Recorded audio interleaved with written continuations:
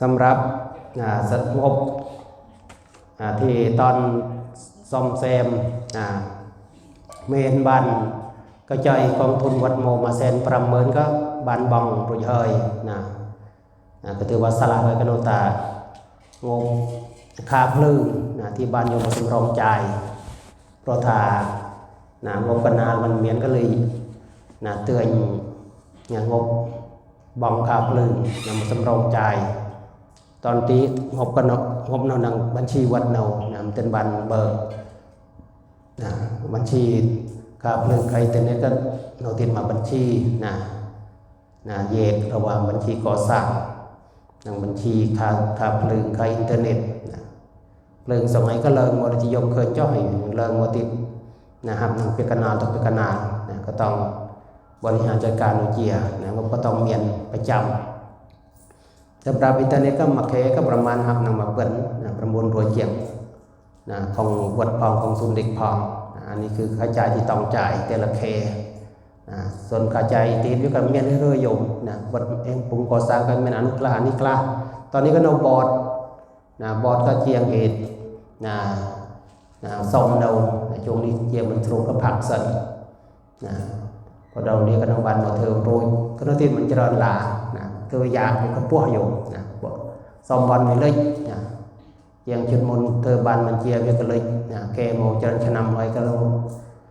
ต้องพยายามไปคุยเปรย์ไปเรียเป็นเธอยากเดี๋ยวก็ปั้ว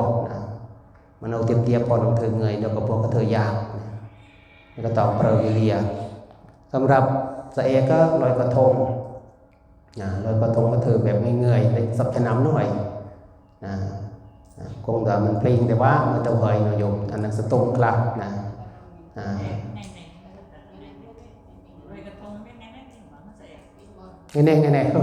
หนอมันมองเสกมันเป็นเสกดอดหนอโอ้แต่มาปรับพอแต่จอดงั้นในวันที่5ไปหนอมันลอยวัน15 คำแล้วจะลอย16 คำเลยลอยกันแน่เด้อจอหนึ่งว่าลอยเสกก็ครอบไงติดเรื่องเงยนี่ให้โยมเรื่องเงยนี่นางโซดาไปทำประมงเรื่องเงย17 นาฬิกาลอยกระทงก็ประมาณ18 นาฬิกานี่การมัดบางทีก็คือแต่เสกเท่านั้นเองบัดได้ดาวเลยเนาะปึ๊บปั๊บชะนำนี่เลื่อนโยมชะนำนี่ก็เลื่อนแต่ชะนำนี่ตึกเจริญสังเกตมือตะเบตมามโนตะปี48 ดาว68เนี่ยเมียนชะนำนิยมที่ตึกไปเฮ็ดนงชงรองมันต้นหมดไว้เนาะชงรองข้างๆไม่ถึงตึกวิลนสระมโนข้างชงรองมาปกติเมียแต่มันเฟ้งอยู่เมียนเฮ็ดคลาแต่มันเมียนบานเฟ้งอะไรชะนำนี่ตึกเจริญลอยกระทงก็สะดวกลอยปงดวงเตรียมสถานที่เตรียมบริเวณตุกกระดมเมียนเวทีได้แดนเลยเครื่องแสดงชุดฉนำเต่ากระดมเมียนรายการการแสดงของกระเมงนังเรียนของผู้สูงอายุในกิบันเตรียมทุกคลายร้อยนี่แล้วก็ประกวดมาพมาดแล้วก็ร้องเพลงการแต่งตัวอยู่เราก็ตุงเราเป็นตุงอันนี้ก็เธอแบบตามกำลังประมาณปีเมินเจียบอันนี้คือประมาณนี้ให้กระยงจากกระถินให้บันโมจัดกิจกรรมส่วนกระทงก็อ้อยคงครูอ้อยคงแม่บ้านคงเรียนทงในเรื่องบ้านเธอมาเธอพัฒบาลลอยอยู่มันบ้านเธอเจริญเพราะถ้าเรียนจำกัดพอมาเธอโฟมในไปเดิมเธอบ้านเจริญเนี่ยสมัยเธอลักเกกไปเธอยากอยู่เธอตุกเจริญไงกรีมสเวตตินวิกเลยค่อนข้างที่จะเปรเวลียก็เดี๋ยวจะมันบานเรื่องจำกัดแต่เองก็ถ้าเธอพอตะบานลอยแต่งตัววันมาชนะก็บานลอยเธอตามประเพณีรักษาตุกจะนำนี่ทางราชการที่ก็เข้มงวดเคลื่อนไหวจัดกิจกรรมจะจัดบานแต่ว่าเหมาะสมการเองยังเป็นการโถมมีการตูนก็เลยมันมีปัญหาไว้เธอแบบเรียบเงยก็ถือว่าเธอตามกำลังที่พอเธอบานแต่ดังนั้นอันนี้ให้ถามว่าสร้างเจริญหนออันนี้แต่เต่าหมอพอบานเคลียร์อันนี้บานมันคุยสละอยู่มีสละแต่จะนำปนี้ก็คุยทำไมจะนำนี้บานทำไมก็เจียเฮ้ยจอกตู้อยู่เศรษฐกิจกับมันเศร้าเจีย บ้านหมดยางแต่ญาติโยมจุยขี้เนียนะเมียนติดเมียนเจริญก็อย่างน้าก็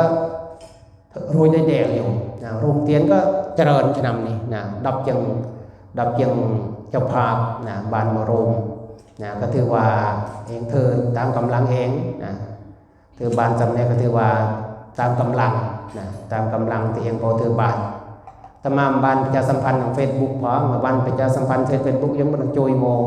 มาสับชน้ำก็แกรลเถอะปีเมินใบเมินใจยิ่งแต่ชน้ำนี่ก็เมื่อให้รบกวนโยนบีตมาเล่มมันบานจบบลาจบเต็งจุยสู้เวงเลยนะไปเดิมจบมันเอามาเนี่ยยมก็บานเคยก็บานจุยโมยมนากินเป็นกำลังที่จองจุยอันนี้ก็ยมจุยโมคลาแต่ว่ามันเจริญเพราะถ้ามันบาน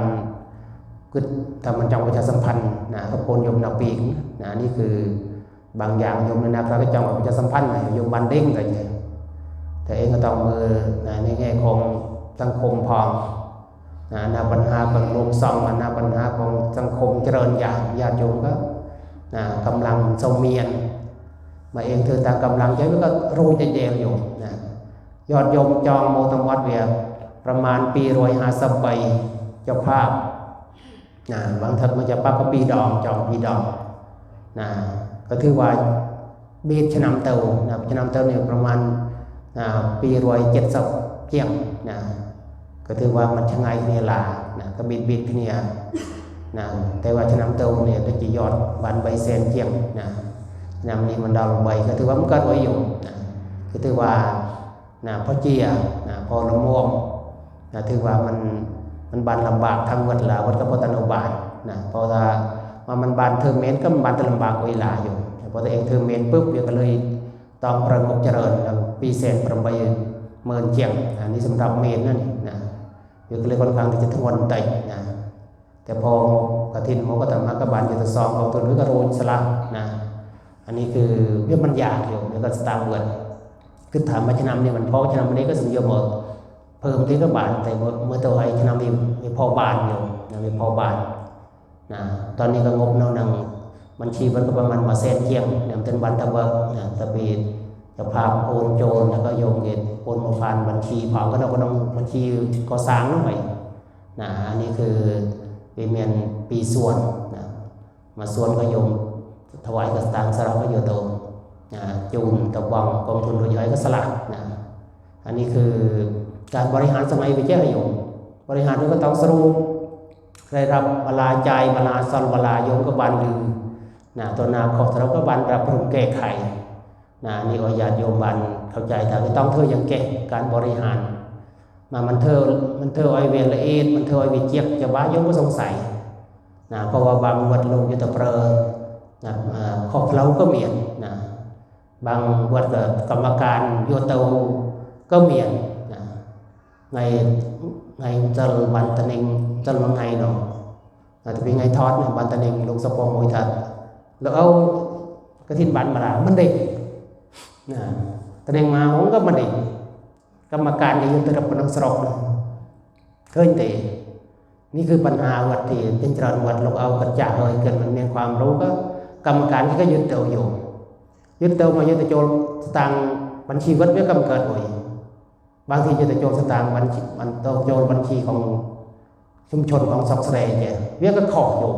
โจลสองแล้วข้อเป็นเนี่ยวิเมียนหรือจากโยมหนึ่งสอกน้อยมาใหญ่ปรับเถาเกิดแต่บลายเว้ยเองก็บานสะดับแต่เองมาผมก็เกิดก็มันเท่าเดิมไว้หนึ่งพุทธกำเนิดแค่มาโนโจคราวเกิดบานเอาตลอดการมาลงมันเข้มแข็งอยู่มันยิ่งปัญหาก็แจ้งเรื่องสตางค์เรื่องผลประโยชน์โดยเฉพาะผู้นำเนี่ยอย่างผู้นำเจียก็เจียแต่ผู้นำมันเจียก็ยุติประปีดาวิโด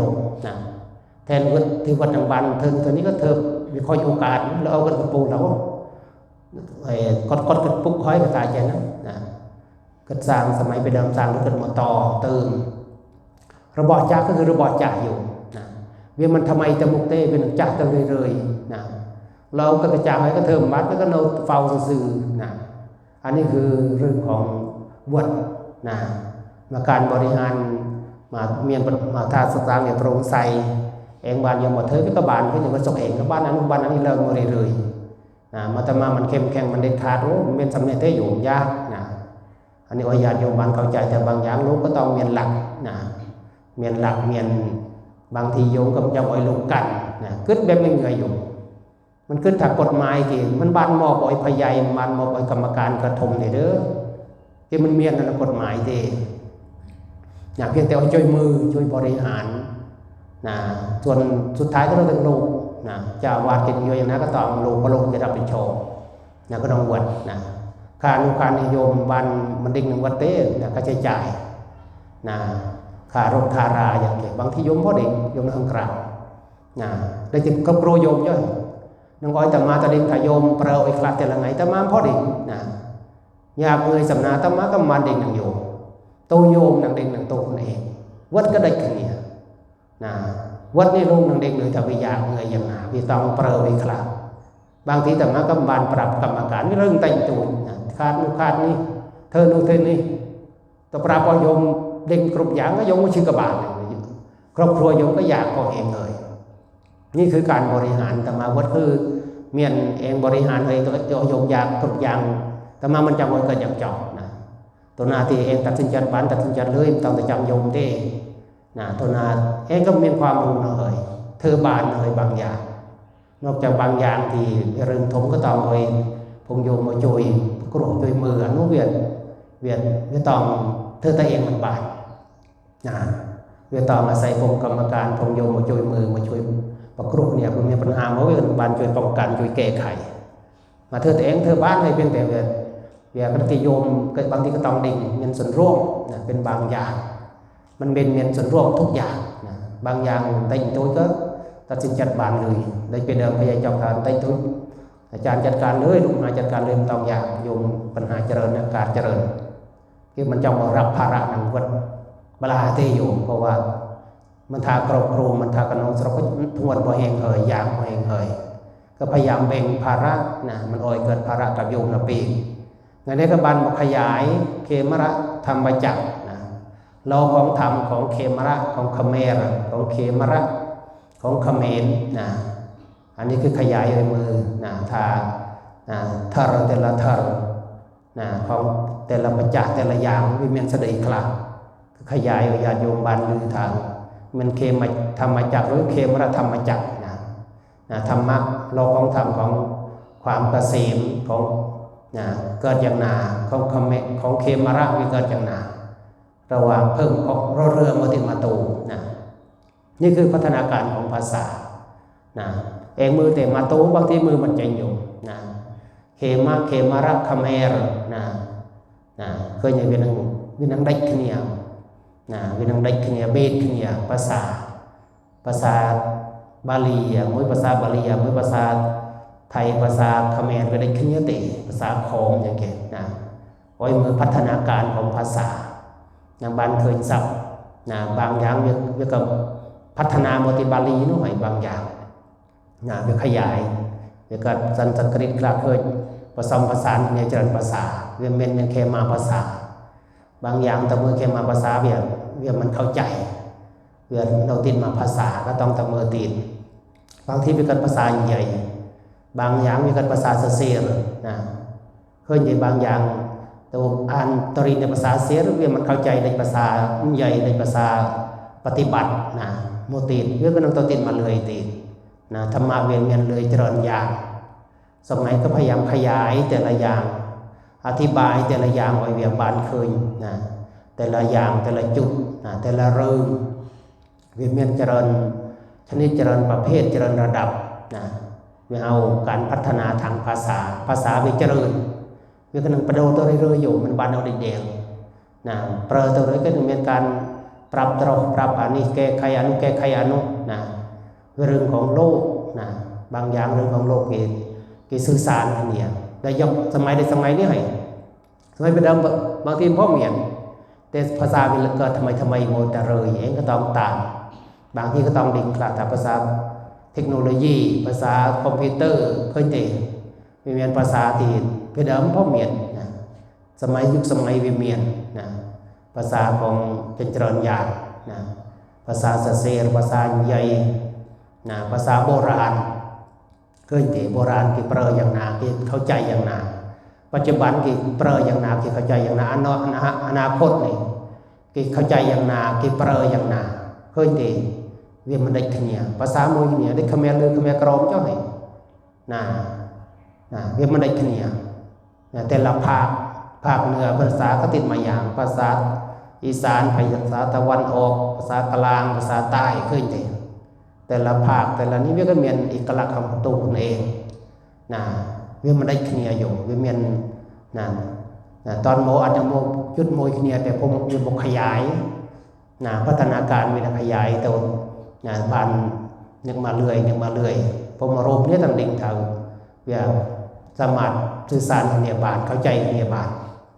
นี่คือภาษาที่ต้องเรียนต้องศึกษาภาษาบางอย่างก็มันเมียนเปียกอย่างใหญ่บางอย่างแต่เราก็ต้องศึกษาเจริญอย่างสำหรับนังเปลี่ยนไงนะก็ญาติโยมบานมารมถวายเกิดจำนวนปรำรวยเสศัพสุดท้ายนี้บนกระสอบที่ญาติโยมทำจัดมาเถิดกันนี้ก็มารวมเนี่ยกตบะในชาพลวปัจจัยจูนอยญาติโยมจงสุขความสุขความเจริญในอายุวีกมีเจริญแล้วที่บนกระสอบวิญญาณบรรพบุรุษเนียเถิด